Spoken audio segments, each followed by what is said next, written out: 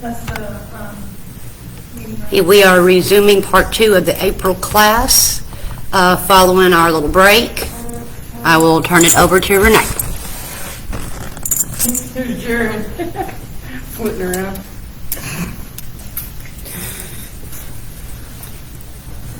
Okay, sorry about that. Welcome back. Right on there. You're still on the first feed.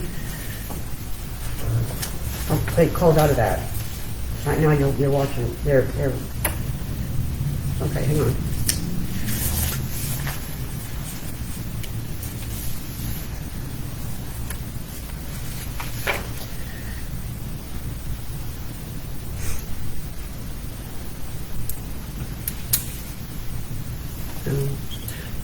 Did you resend the link to them? They should be able to see it from the page. Go back to the home page.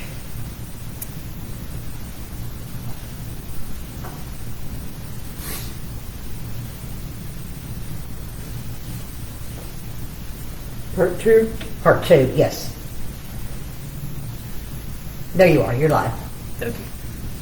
To see how far behind yourself you are this time.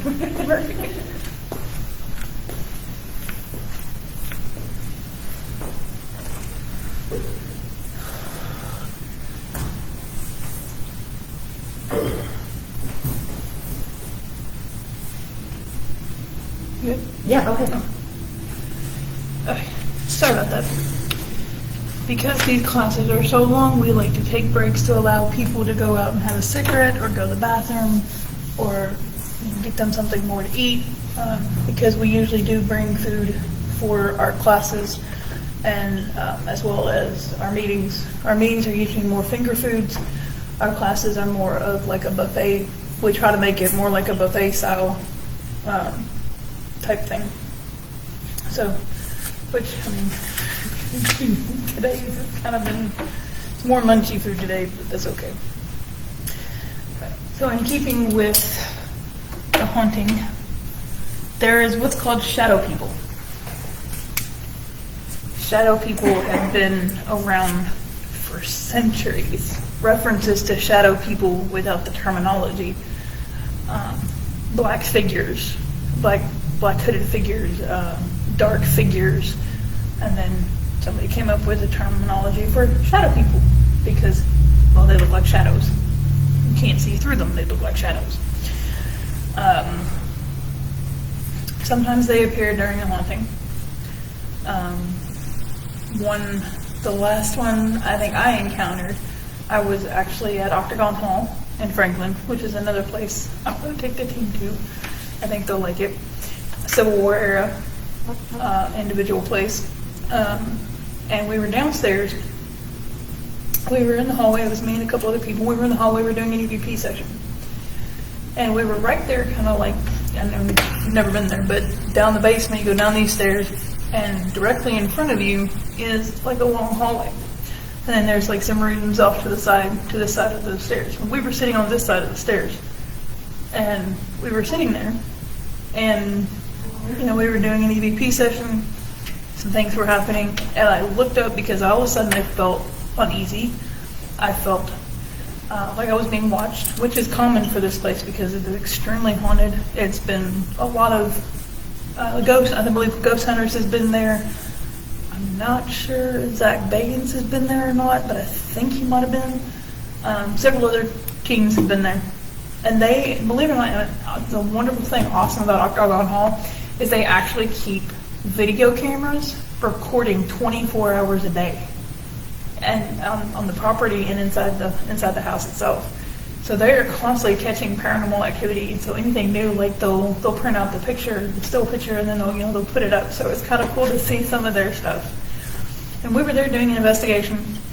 But like I said, I was feeling like I was being watched, but it was that uneasy feeling of being watched. And I looked up and literally hit the other end of the hallway. Kid you not, it was probably about this tall, maybe taller. It was just standing, and it would look like what looked like a hooded figure, but you can tell it looked like he had on a hat of some sort, but it looked more like a hooded type thing. Or like if you got like a baseball cap on or an actual hat on, and then you pull like your jacket hat, your jacket hood over your hat, kind of looked like that. But the awesome thing about Octagon Hall was we had just gotten there. It's still daylight. We were doing our walkthrough, and somebody had gone upstairs to the bedrooms that were upstairs, the master bedroom, and then what they call the hospital room where the wounded soldiers would go, and then there's a child's room as soon as you get to the very top of the stairs. And one of our investigators was walking around getting a feel of the place. That way when lights went off, nobody was like someone around the dark. We didn't know where we were going. Which is what I always like to do.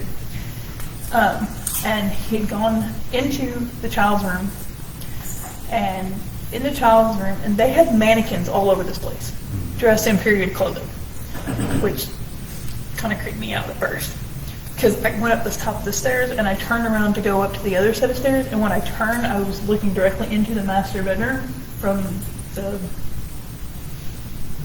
second floor, and I saw what looked like an individual, and so I just kind of stopped because they were dressed in period clothing, and they did not bother to tell us that there was mannequins dressed in period clothing. So we're I'm sitting there waiting for this individual to either move, to disappear, something. And so I'm ready to go down to the rest of the team. I was like, just to let y'all know, there are mannequins that are dressed in period clothing, just so you know, because I just got the crap scared out of me. Because they didn't tell us.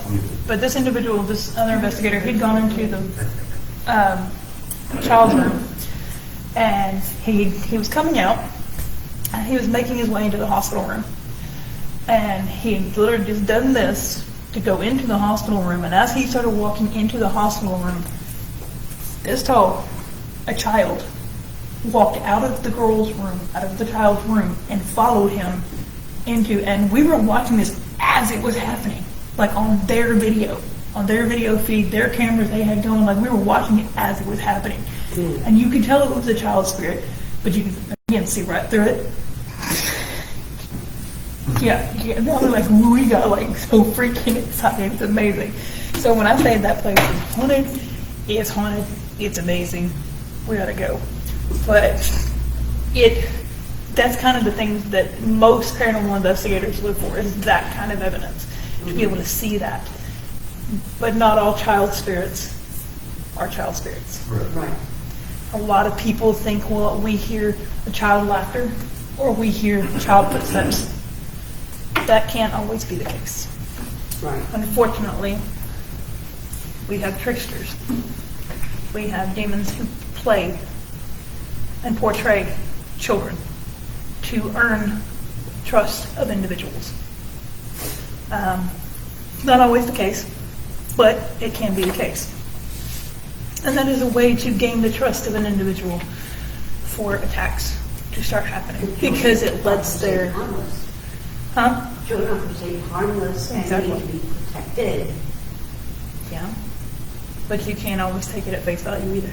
Exactly.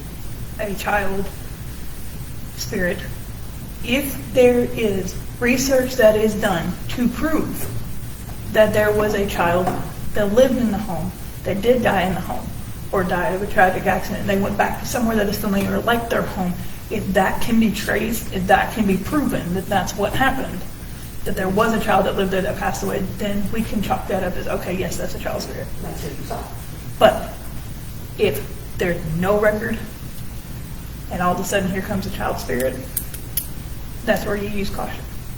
Because a lot of people believe, like you were saying, a child should be protected. A child needs to be taken care of.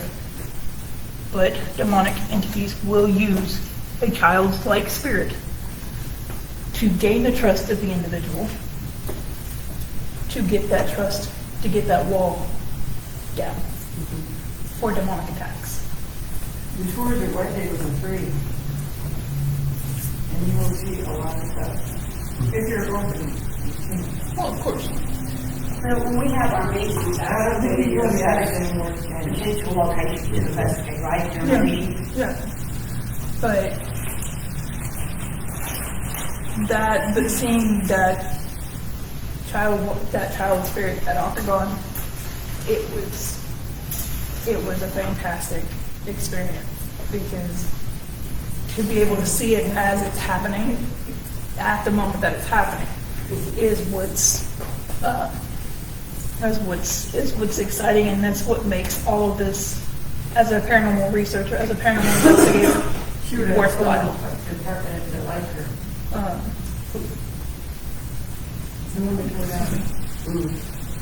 It's where Holiday Inn is now. The burger there. There used to be a lot of activity in the old juvenile jail location that they tore down the different courthouses different. There was a lot of activity there. I remember that. The old jail, they were closing down the top tier, top level, and used the bottom level for juvenile. My grandmother was a juvenile officer at the time. There's a lot of activity on that ground. She would have fun at Leicester. But that place is fine. Here's a museum and over there. Busy Chinatown would be fun to walk around. Was what though? Right. We were talking about shadow figures, shadow people. Shadow people, for some people, when they see shadow people, some shadow people can be harmless because they don't necessarily have enough electromagnetic field to be complete into visual of how they used to look. Shadow people have been known to have been menacing, have known to have been dangerous. And a lot of times they just stand there. And I think that's what freaks me out the most, is when like they don't move or they don't do anything, they just stand there and you know they're looking at you and they just stand there and they're just like this. That's what creeps me out the most out of shadow people, like for real. It really, like it's not, if you want to sit there and stare at me, then you better move. I think that's what kind of freaked me out about the whole mannequin thing, because the thing was just standing there and it wasn't moving. It didn't disappear, it didn't say hello, it didn't wave a hand, nothing. It was just standing there. I think that's why it creeped me out the most. But a lot of people have heard about sensitives or psychic mediums. A sensitive individual is a person who exhibits mild extrasensory perception. Usually this involves having a feeling about an area or sensing the presence of spirits. I think if people are open-minded, this is my personal opinion, I believe if people are open-minded enough that they can become sensitive. And then there are people who are just born as a sensitive. They're a natural sensitive. There are people who are born natural psychics, natural mediums. And then there are people who develop those gifts. I know several who are natural born. I know several who have, I call them extra sensitive because it's not they don't necessarily classify themselves as a medium, but they're extra sensitive. But still can have the ability to see the deceased. I've had conversations with several other people. Who was one? Jody is one of them. But in with that, you still have to be careful. Instead of taking everything this person says at face value and saying, okay, well, there's this person here and this is how they died, blah, blah, blah. That's where research comes in. And that's why I don't classify myself as a ghost hunter. I classify ourselves as a paranormal investigator. And that's why the term research is in our name, because that is what we do. We research. If we hear something, see something, feel something, we want to know if what we're feeling is real. So that's where your research comes into play. Even if you do your own research, if you have a feeling and you let us know about it, it's okay to do your own research about it too. No, you don't have to be an official team investigator to do your own investigation. Mm-hmm. I don't recommend you go by yourself. No. One, it validates that if you have an experience and there's somebody there with you, they are watching how you're reacting. So they can confirm with you that, yes, this is how you acted, and this is what happened at the time you were reacting this way. So and I think it makes people feel like they're less crazy.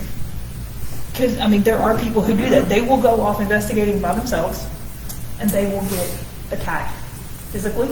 They will get attacked mentally. They will get attacked psychically. And then they'll sit there and think that they're crazy because they were the only ones there.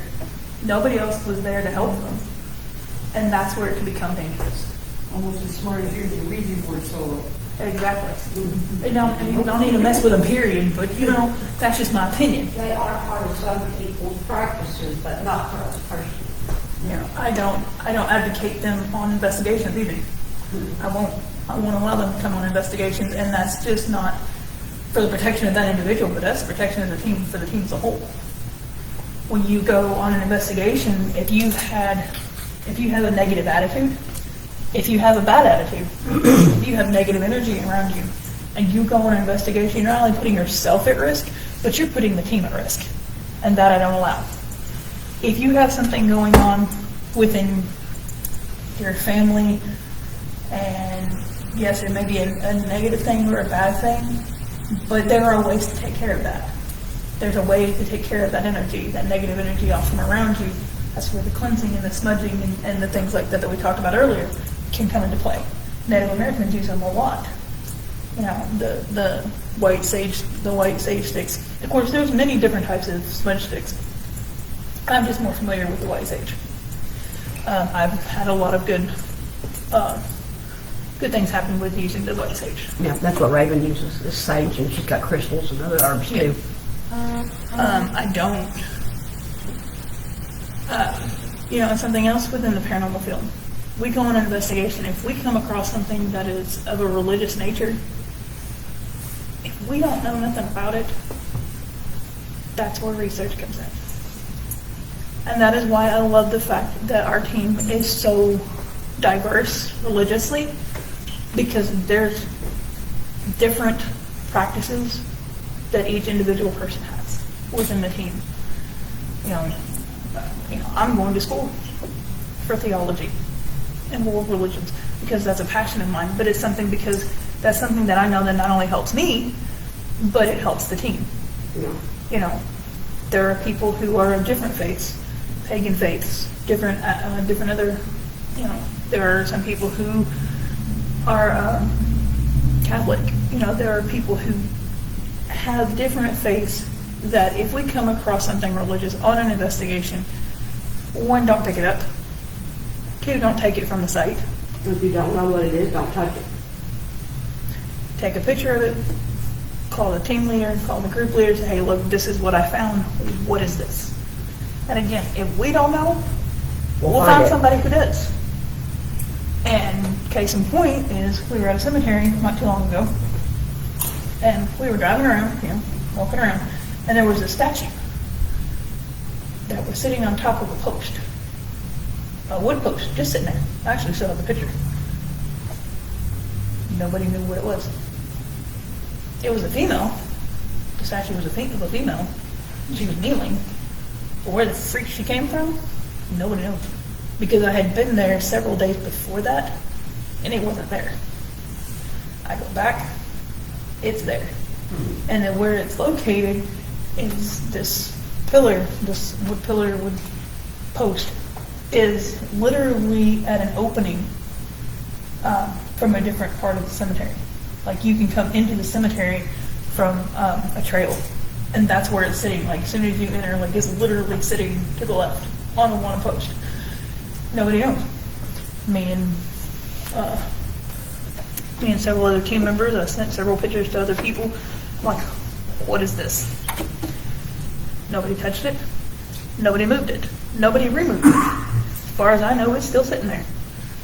And so taking things from investigations now, unless it is a haunted object that the individual is asking you to get rid of, that's a whole different ballgame.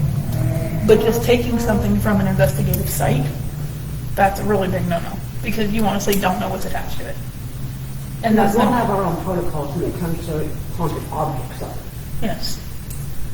The one of the last haunted objects that I came across was an actual mirror. And it was a mirror that was given to my mother and her spouse. And we tested this theory. As long as the mirror remained in the house, my mother's spouse, her health got worse. Like it got bad. We removed it for a significant amount of time, wrapped it up in a white sheet. She didn't know what you were doing. No, she had no clue what we were doing. She had no clue at all that we were even testing this theory.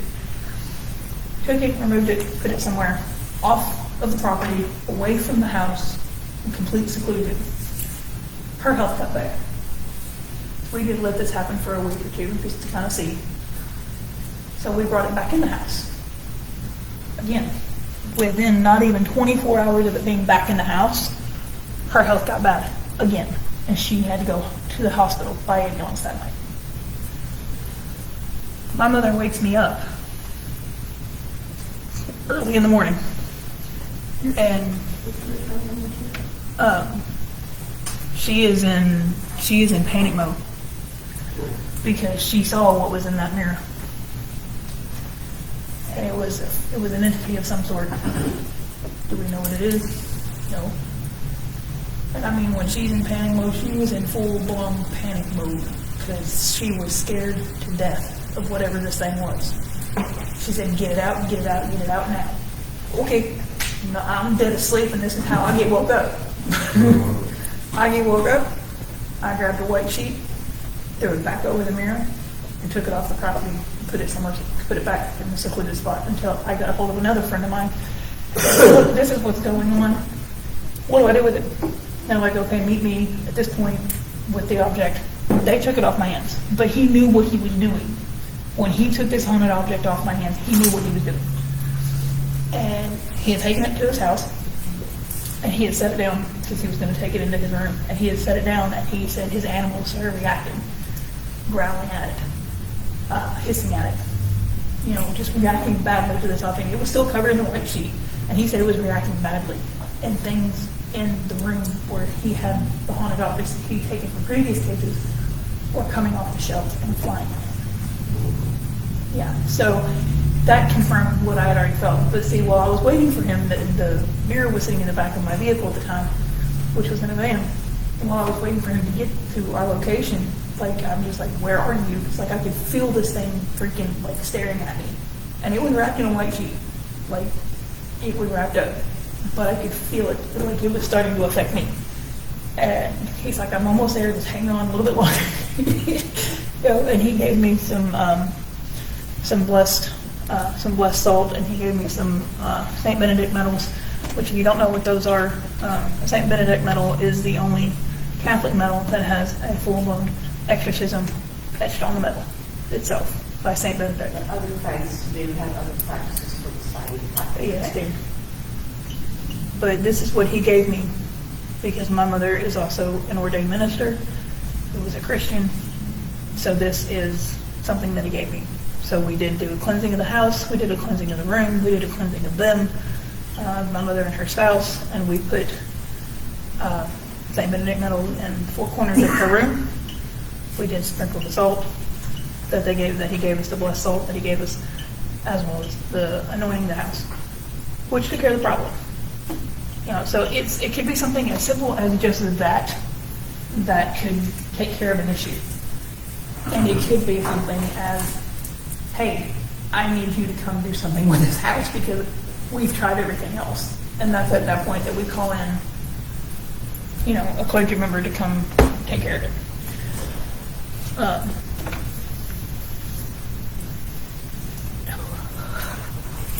Great.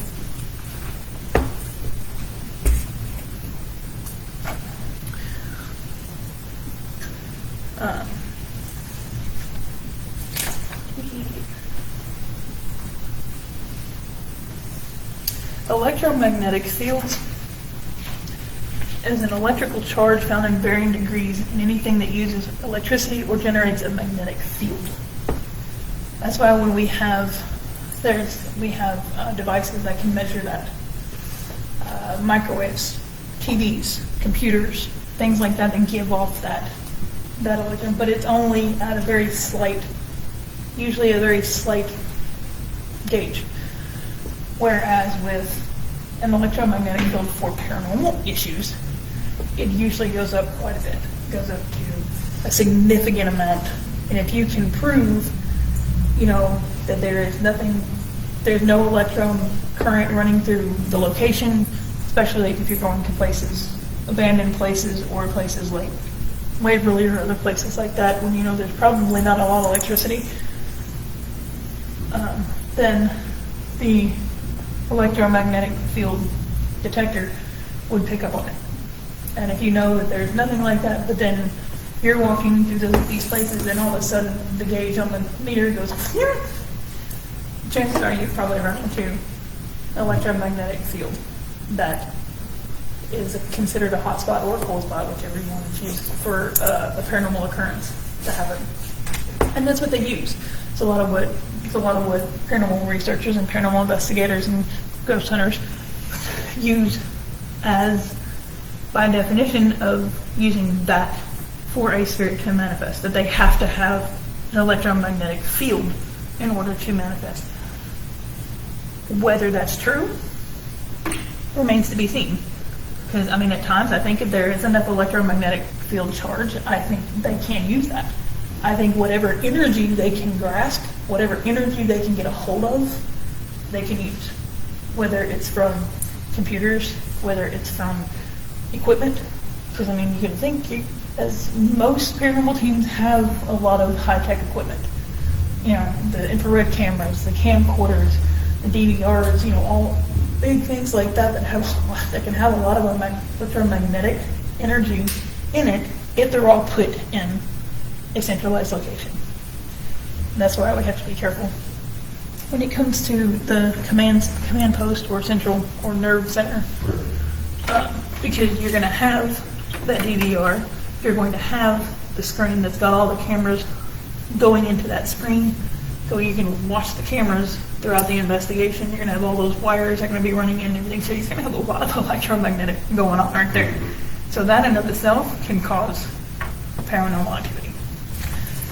I don't know if anybody's ever watched, I'm sure probably a lot of people's watched Ghost Hunters, but they also talk about copper piping. Copper piping, if there's enough of it, if I remember correctly, feel free to correct me if I'm wrong. Copper piping, if there's a lot of it, can have effects of feeling dizzy and feeling unwell, feeling like you're being watched. That kind of like that paranoia feeling, but without there honestly being anything. Because like paranormal happening, happening. they had a lot of copper piping. Way before. Yeah. Which is kind of redundant. And that's also another thing to look at when we're on investigations. That's where the research really comes into play. Because if we go into a house that looks like it's an updated version, or it looks like it's been fixed up, we need to know when that house was built, who it was built by, what they used to build it.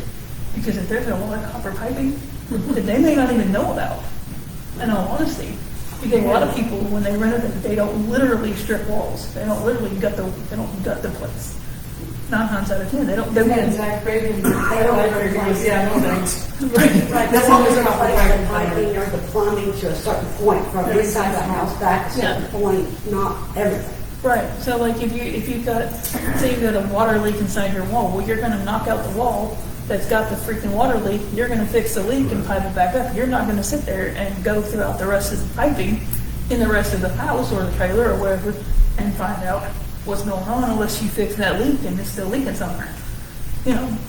But that's where the copper piping can come into play. And you can have, these people are having or feeling like these things are going on that is paranormal, so they call in somebody to come investigate. They come and investigate, so then they go, and guess what? They look, copper piping. And if it's a significant amount of copper piping, then that's where that feeling comes into play. White noise, a lot of people use white noise as a form of communication.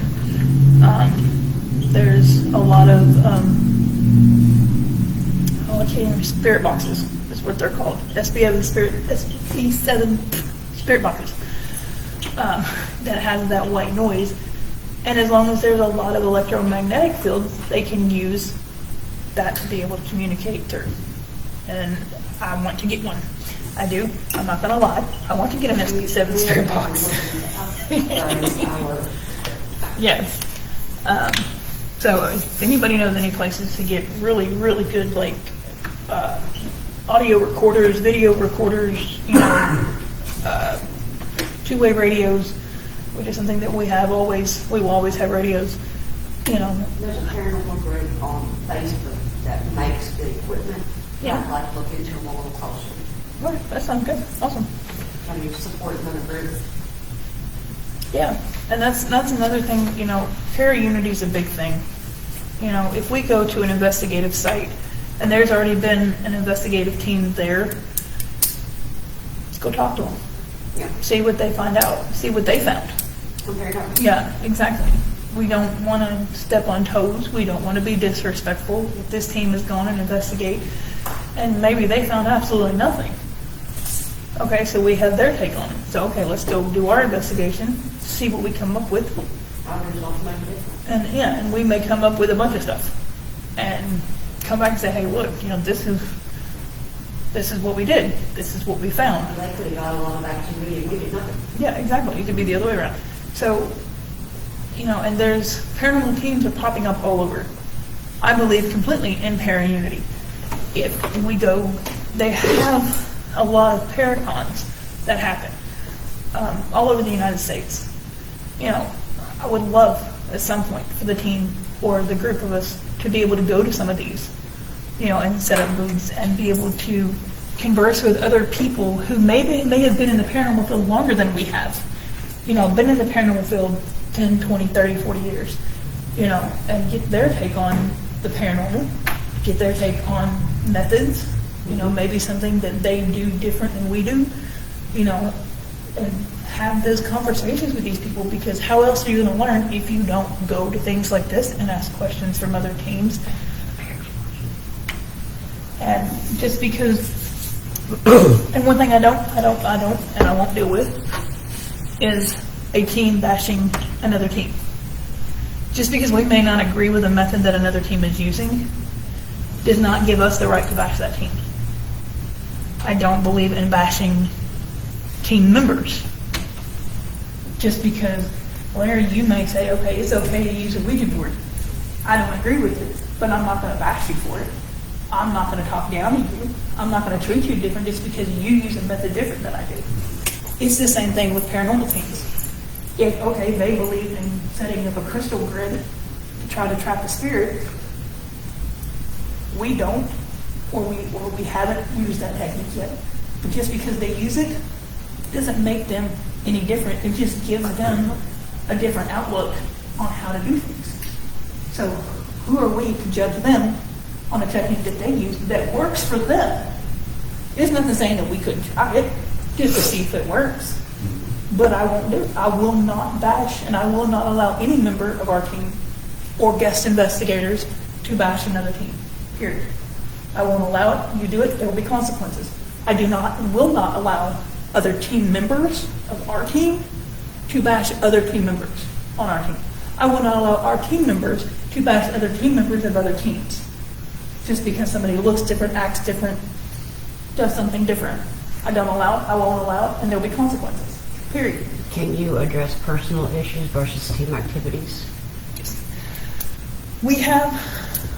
There is bound to be some, what's the word I'm looking for? In a tight-knit team, in a team like this, just as if you were at work, there's going to be differences between people. Okay, great. However, if you have an issue with the team member, there's several ways to resolve this. You either can sit down with that team member and a witness and hash it out, deal with it. Once it's done, it's dealt with, it's over. It don't get brought up again. Or you can choose to set aside your differences while you're at a class, while you're at a meeting, while you're at a fundraiser. I don't care if you don't like me. If you're going to join the team and you're going to be on my team or on our group, and you come to a fundraiser, you are going to act respectfully. You will act and address each other and treat each other with respect. And whatever differences you have doesn't get brought into the classroom, doesn't get brought into a meeting, and it doesn't get brought into a fundraiser. If it does, again, consequences. Those events are not about us as individuals.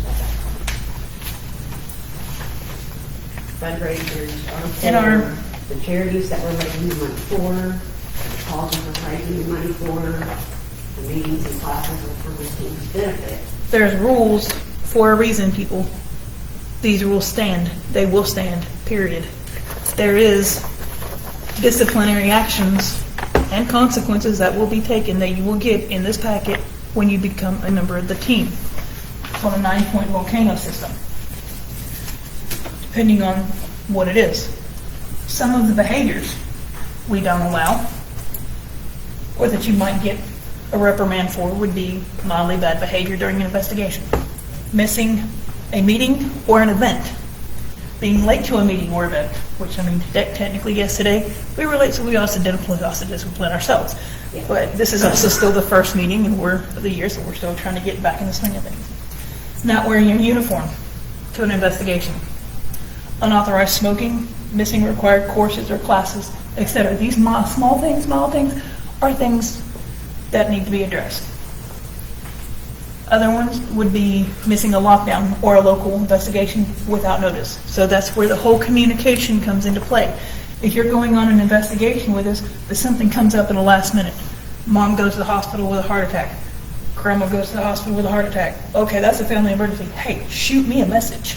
Shoot the team a message on Facebook, on the website. Say, hey, look, I've had something come up. I can't get there. Just wanted to let you know. And I care about my team.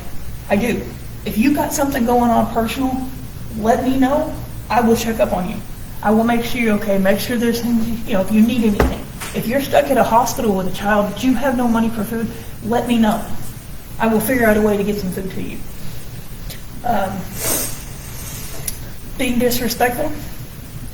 No. Or offensive? No. Engaging in what we call drama mongering. Causing drama. Unnecessary drama. Now we know that there's going to be drama. Let's just face it, we're all human. It happens with great It happens. But excess drama that is unnecessary, drama in general is unnecessary, but excess drama that is unnecessary, don't allow it. Corrupting or tampering with evidence. That's a big no-no for the team. Vandalism, theft. I mean, these are things that when you are on an investigation with the team, what you do, how you act, what you say reflects on this team. You're a team member, and if you go out and steal $500 worth of merchandise from Walmart, and we're public, and everybody knows your face, and they know you belong to the Tri-State Paranormal Research and Removal Society, you go steal $500 worth of crap from Walmart, guess what that's going to do? They're going to judge the team because you're part of this team. Right. They're going to hold this team accountable for your actions. And it's going to make us look bad. And I won't allow that. Not happening. You do crap like that, and you will be automatically kicked off the team. Plain and simple. If you steal from somebody's home that we do an investigation at, you will be kicked off the team right then and there. As soon as I find out, you will be kicked off the team, no questions asked. There will be no warning. There will be no, go give it back. You'll be on suspension for a couple of weeks. No, you're done. I don't allow thief. I don't. You steal from the team. You steal from a team member. We go on an investigation, let's say, in West Virginia, and somebody's got $500 in their pocket, and you stole $200 of it because you ran out of money because you didn't prepare right. You're done. Not happening. One-way bus ticket home. If you go on an investigation and we're out of state and something happens, an emergency happens and you didn't prepare enough and you need help, all you gotta do is ask. 9 times out of 10, the team will come together and we will figure out a way to figure it out. We'll rally around you and figure out how to take care of it. And that's just how that is. Discrimination. That's a big topic nowadays, ain't it? Discrimination. Discrimination based on everything. I mean, let's just be frank about this. Discrimination based on religion, I don't and won't allow it. I don't care who you are. I don't care if I've known you for 15 years. You discriminate somebody based on their religion, and you will get reprimanded for it. I don't allow it. Discrimination based on somebody's sexual orientation. Don't and won't tolerate it or allow it. I don't care if you were raised different than me. I'll say it like that, different than me. Just because I have somebody who is transgendered that has been my best friend for 20 years, you discriminate against her, and I promise you it will be the last time you do. Because I will call you out on it, you will be disciplined for it, and it will be up to the team as a whole whether or not you get suspended, whether or not you get a suspension, or whether or not you get kicked off. I don't tolerate discrimination in any capacity. It goes on to discriminating against a whole other team because they do stuff different than we do. Don't allow it. Won't allow it. Well, there's no worries there because Alina's fairy godmother is Miss Emily. Destruction of the investigation site. Destruction of the investigation site. If we go to Waverly and you spray paint something on a wall, I don't care if there is other people that have done it. I don't care if it's sitting on the wall. We don't do it. If I see you doing it, you'll get reprimanded. Especially if it is violating any state or federal laws. And I'm telling you right now, if you violate a state or federal law, I'll let them arrest you. Plain and simple. Because if you're going to be that ridiculous enough to violate state or federal property, that'd be like them somebody going to Whitehaven and spray painting something inside Whitehaven. That's a state place. That's a place that is ran by the state, if I remember right. Okay. So therefore, whoever owns Whitehaven, which would be the state of Kentucky, has every right to prosecute you, and I will let it happen. I will not hide you from it. I will let them arrest you. I won't, because I don't allow it. Abuse of any kind, name calling, fighting. You get in a fist fight, no. Now I know we all have tempers. I get that. We do. We all have tempers. I would rather you walk away for 10, 15, 20 minutes, 30 minutes to calm down than I would rather you throw hands. I don't want that because that's not what this team is about.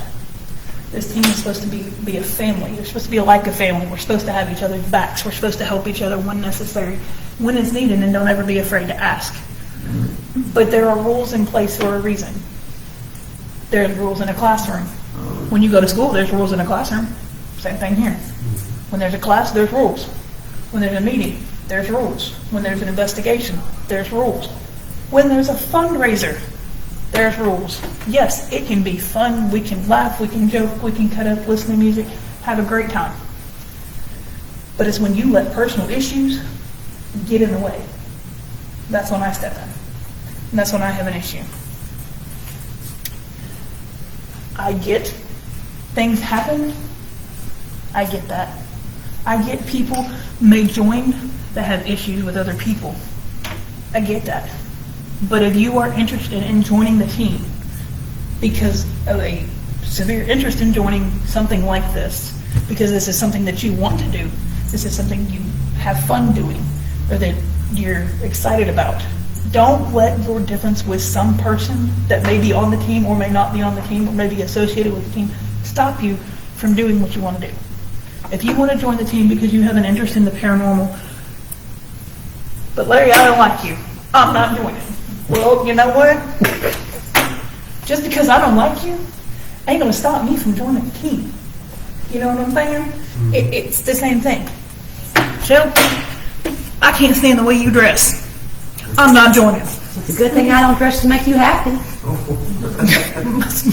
My point. Exactly. You know, just because I may not like the way somebody looks or or has an issue with how they behave before I ever joined the team, should not stop me from joining. I mean, Exactly. plain and simple. And you may not be interested. Somebody may not be interested or able to do the investigative part, but maybe they want to be more helpful in their community. They can step up and help with our fundraisers. Exactly. You don't have to join the team to be just an investigator. That's the great part about this team. That's what I love about this team. You don't have to join this team just to be an investigator. Hey, great, you want to be an investigator? Great. We're always looking for investigators. But if you have a talent, such as drawing, Larry, who has an amazing ability to draw, let me tell you people, his drawings are phenomenal.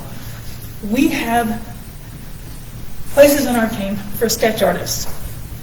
Larry's going to become one of our sketch artists, and he's really good at it. You know, Adita, she's really good at researching. She knows how to research crap. I don't even know how to research, and I know how to research, but I can't research half the crap she does. Let me tell you, she's good at it. You know, there are many places and many, I don't want to say titles because that's not the word I'm looking for, things that make a paranormal team. We have one person that is our event coordinator. She's not here at the moment, but she is our event coordinator. If that is something that you like to do, I will tell you her name. Y'all can get together and plan away. Y'all plan events. Just plan them. And just let us know. We'll show up. You know, what else? Tech. We need people who are tech savvy. We have one person who is, again, she cannot be here today. She has family issues, but we need more people who are tech savvy. So if you know how to do technology, I'll get it right here in a second. You know how to do technology, run cameras, know how to run wiring, know how to do things that deal with the technology issue, things within the team, by all means. If you know and are a good photographer, and we need good photography. We do. We need people who know how to take photography. You know, there's many aspects. So if you don't want to be an investigator, but you want to be part of the team, by all means. You know, we also need people who are knowledgeable in the medical field. You know, one of the things that we want for sure is when we are able to get our 72-hour lockdown at Waverly, we want a medical team of some sort put together. That way, we have somebody on site who knows how to handle things in the event of emergency. If we have to stop a bleeding while we're waiting for an ambulance, we know somebody who knows how to do that. You know, we need those type of people. So it's, again, many aspects of this team. If you know how to cook, Raven's a retired paramedic. She'll follow on that one too. all right. If you know how to bake a cake, and we're having a bake sale, and you can bake 500 cupcakes in 12 hours, then by all means, bake them 500 cupcakes. There's things that can be done. If you know how to decorate, you know, we always need decorations. We always do. If you have extra decorations lying around your house that you're not using anymore, say, hey, look, we have these. You know, could you use them? You know, one thing that the team is looking to do is disaster relief. That is one thing we're wanting to branch out into eventually at some point, is disaster relief. If you have clothes that don't fit you anymore, especially children's clothes that aren't being used, and you need somewhere to take them, hey, donate them. We'll take them, we'll get them cleaned up, we'll get them washed, do whatever needs to be done, and get them set aside. because that is one part of the community that this team, the Tri-State Paranormal Research and Removal Society, wants to do, is branch out into our community to help our veterans, to help the elderly, and for disaster relief. One of the things with that disaster relief would be require making hot meals for the emergency responders, the workers that are helping in an earthquake, the people that are helping move concrete blocks to get people from under trapped buildings. A lot of times those people don't get hot meals, and that's something that we want to be able to provide them, some place for hot meals. We have veterans who are homeless, and for me especially, that hits a nerve for me, because I do have veterans in my family. That's something that touches me deeply. That's something that touches the team, a lot of the team members, because we do have people who are from veteran families and who are veterans in general. One of the things is our lawnmower thing. Is that what it is, babe? The lawnmower? The lawn care drive, we need volunteers and equipment. Push mowers, leaf rakes, weed eaters. In case you didn't hear, our lawnmower drive, our lawn mowing service drive is to help our veterans. Veterans who, yes, they may have homes, but they aren't physically able to get out there and mow. All of that information is on our website. It's not just for the veterans, it's for the elderly too. We need volunteers who are willing to put in a hard day's work sometimes. We need people who may be able to donate their equipment, their time and their equipment to help get this, to help do this. Because this is, again, something that touches extremely for all of us. Excuse me. What was the other one? I can't remember the other one. Any other ideas for fundraisers? By all means, we're all ears. Because for the most part, over the years, it's been mainly just car washes. This is honestly the first year that we're going big. And a lot of this, again, we also have the online popcorn fundraiser too. We're looking into WKU. Their concession stands have a concession stand fundraiser thing where the team would go and work at a concession stand, and whatever we make, WKU matches. If we were to pull in, let's say $1,600 per concession stand, because they have like 3 or 4 of them, I think is what I read, 3 or 4 different concession stands for one ball game, whether it's football, basketball, or whatever, then they match that.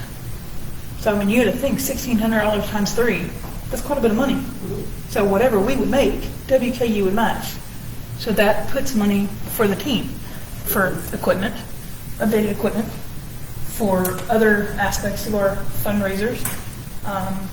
Once a year, me and Michelle and I were talking, once a year we would love to be able to take the team on a big investigative trip. Someplace like, let's say Tombstone, Foothill Graveyard, Birdcage Theater, out west, we want to go out west, because that's like another pot of gold in mine, but, I'm using it as doesn't necessarily have to be that, but you know what I'm saying. But a big trip like that, we're going to have to raise money for. Once a year, do something out of the ordinary for the team as a whole to reward ourselves as a team for working together for a whole other year as a team with few problems or very little problems. And here's the thing: if you are an active member of the team, you've participated in classes, you've participated in meetings, you've come to fundraisers, then when that year event comes around where we go on that big trip, you'd be able to go. If you don't come to classes, and you don't come to meetings, and you don't come to fundraisers, and you don't come on investigations, you don't get a part of that. But it's a reward. Because it is a reward. That one big trip a year is a reward. One year, hey, we may go to Salem. We may go to Gettysburg. I want to go to Gettysburg, personally. Oh, I'm not for Gettysburg. I've Stay in Gettysburg. Gettysburg, Pennsylvania. It would be a lot of fun. The battle, You can go east.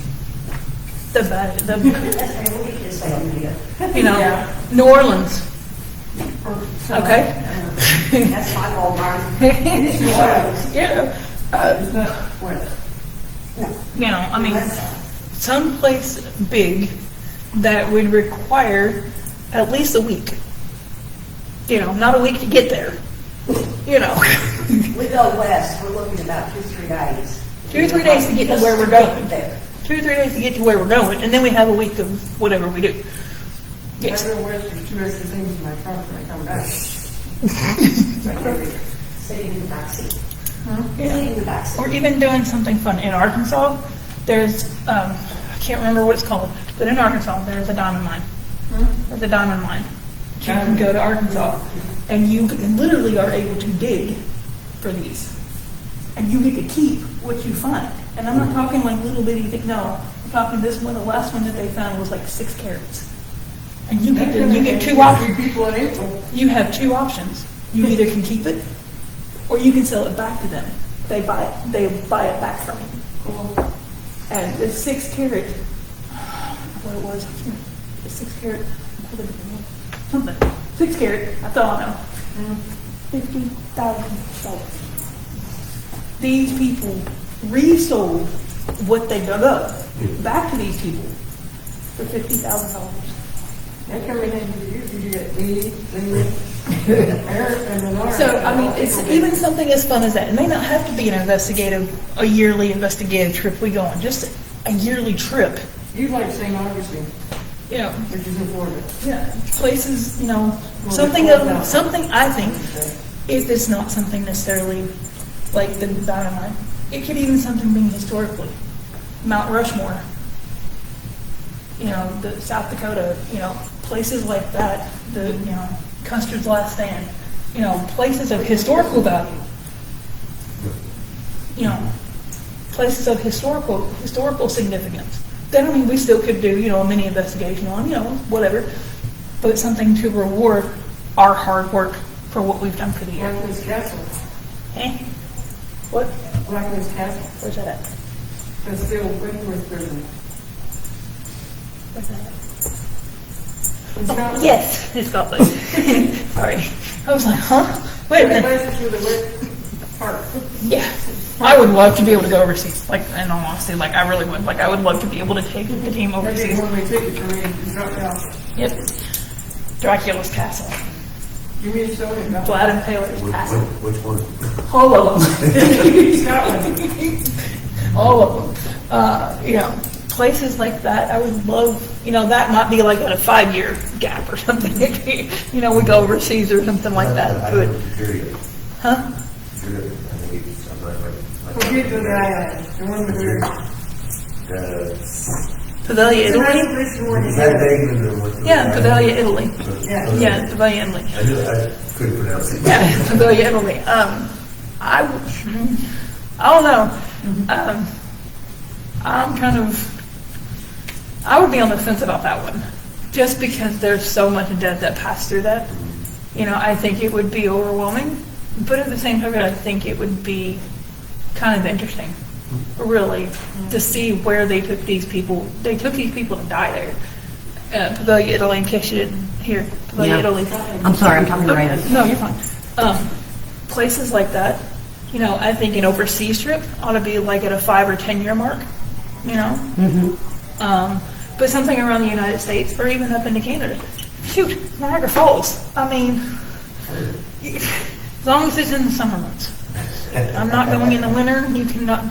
Now, I'll tell you one place I really do want to go. I'd love to be able to take the team. You know, Oak Island. Again, wouldn't want to go in the spring or the summer.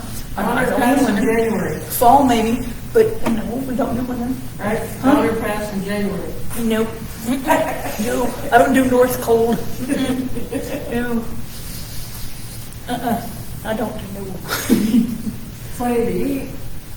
I'd love to be able to go to Alaska.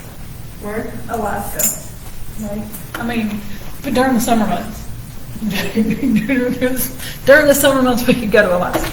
But again, that's more like a 10 or 15. During the summer months, when it's warm. There. It isn't 30 days of night. It's not that cold. But to be able to see the Aurora Borealis I mean, for me, that would.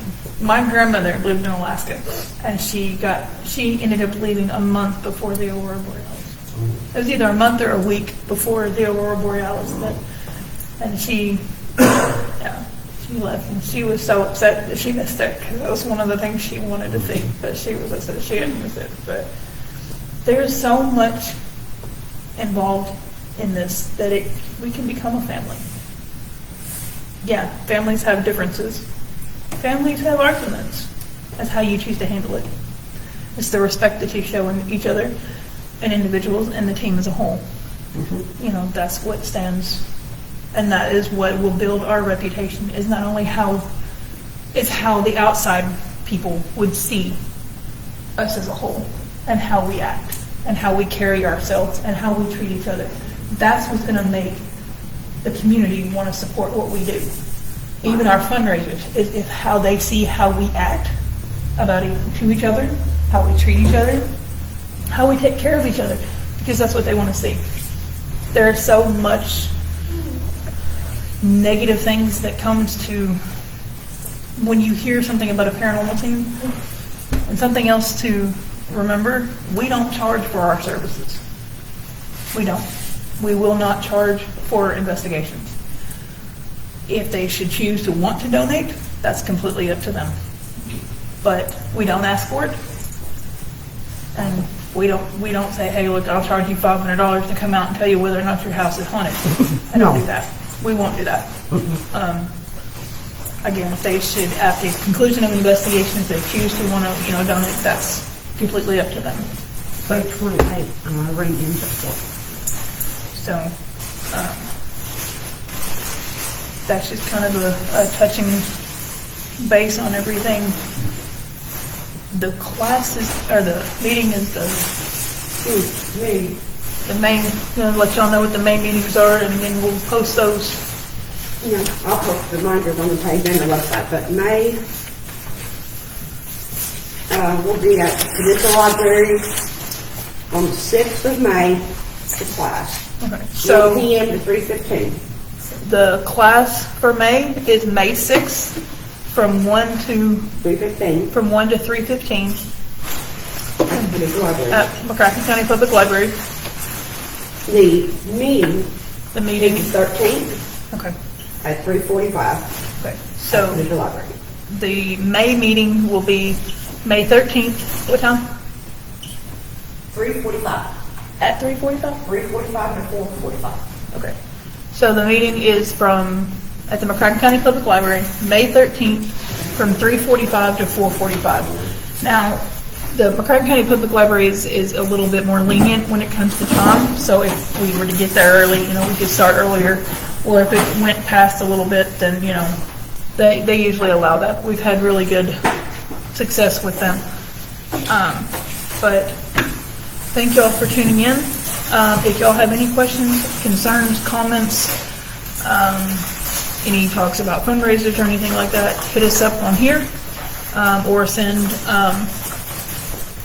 messages on here to the Facebook page or onto the website. And the team email is also on the Facebook page. Okay. And the team email is on the Facebook page? And the website. Okay, and we do have an email, so it's on the Facebook page and it's on the website. So you can email us, you can message us on here, or you can message us on the team's website as well.